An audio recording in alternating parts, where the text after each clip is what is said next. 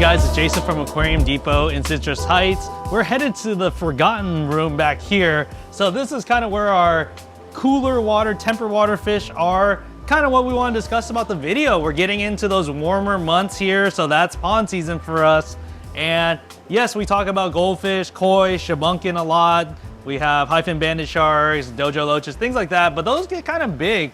I guess a new fad, it seems like the last few years have been really popular, is smaller, kind of like fountains or just kind of like pots outside. And as long as you have some aeration in there, maybe some filtration, that will help out to kind of keep the body of water clean. We want to discuss some of the cooler water fish, but don't want to forget, we'll have question of the day at the end of this video, but we're right in front of the rainbow shiners. This is a really cool fish. The males get really bright color, probably in captivity, maybe 3-4 inches. They can definitely handle the cooler waters, and I would strongly suggest those. They look really, really good. Issue is in our tanks, we're always looking at them straight on. A lot of like the cooler water fish, if you keep them in pots, you want to look at them top down, and they look really pretty. Back here also, we have some like Borneo sucker loaches, reticulated hill stream loaches. They like cooler waters, some running waters. They work really well in cooler water tanks too. Even though they can ideally be in cooler waters, we still suggest maybe having a heater in there, maybe just setting at a lower temp, just in case we get a really, really cold night. But no, these fish do well. Even guppies do pretty well in cooler water, so something to consider there as well.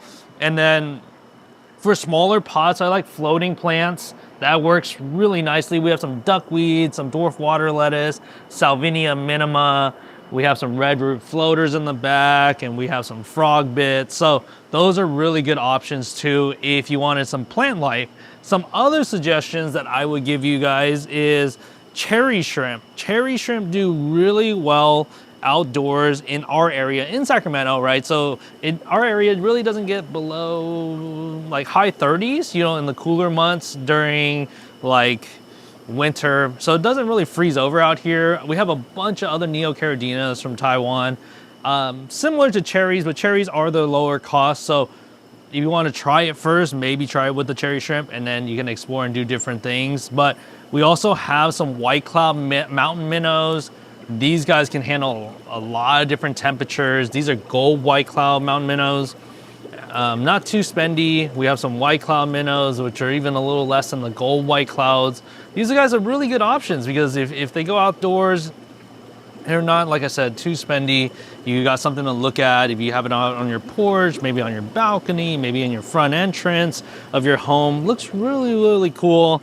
And then we also have Medaka rice fish. That's been probably the hottest thing in Japan. It's really popular. As you know, in Japan, it gets, or maybe you don't, it gets really cold in Japan. So, I mean, they get snow out there, and in Japan, they still keep these guys in little pots in front of their homes and things like that. So we have the platinum Medakas here. We have the galaxy Medakas, which have a little bit more spotting if you look at them up top. If you create a mop for them for breeding purposes, they'll breed in the tank as well. So that's another good option for you. You can create a really cool little ecosystem out there.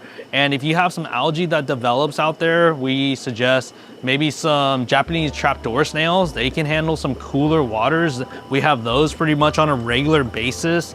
They're a little bit larger ones. We have a bunch of snails in there. As you can see, ram's horns. Ram's horns kind of survive everything. Some people call them pests, but we like them. These are pink and blue ram's horn snails, so a little bit different, a little bit more exotic looking, but those are also good options that you can put outside, and they'll clean up some of the algae.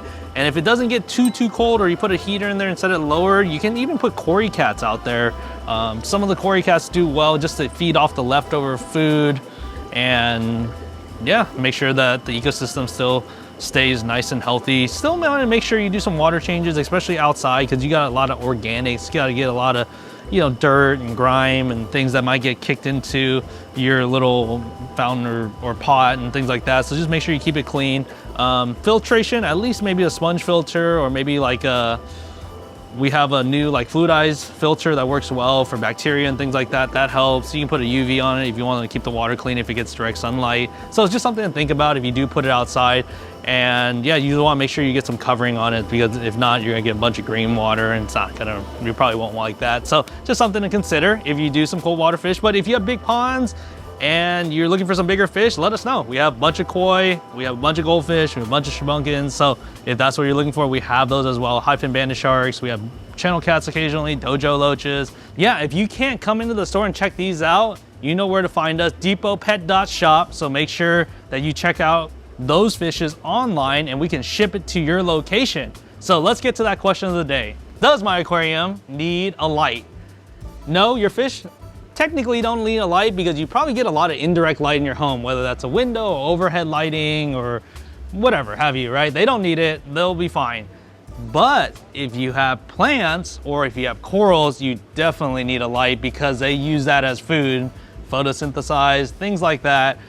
And we have a bunch of different lights here. So from anything from Chihiros to Kessels to Ecotex to Aqualumination to Higher, Fluval, ATIs. I mean, we have a bunch of different lights. Come on in and we'll discuss what you're looking for out of your aquarium, and we'll make sure that we offer our suggestion to kind of give you your best fitting light for your aquarium. So yeah, that was a great question. Actually a lot of questions come up with that. Make sure you don't put too much light on the tank though. That's my biggest thing too. Biggest tip that I can give you guys, no more than 8 hours of light, because that's direct light over your aquarium. You might get a lot of algae. If you can push it and you don't get algae, go ahead and do it. But if you're getting a lot of algae, it's usually from the lighting and also the nutrients in the tank. So those two combined create a lot of green water, cloudy water, and a bunch of algae in your tank. So yes, we are done with this video. Make sure to follow us on all our social media. We really appreciate that. Subscribe to our channel, like this video. Let us know what else you want to see, and we'll go see you guys on the next one, guys. Check this out.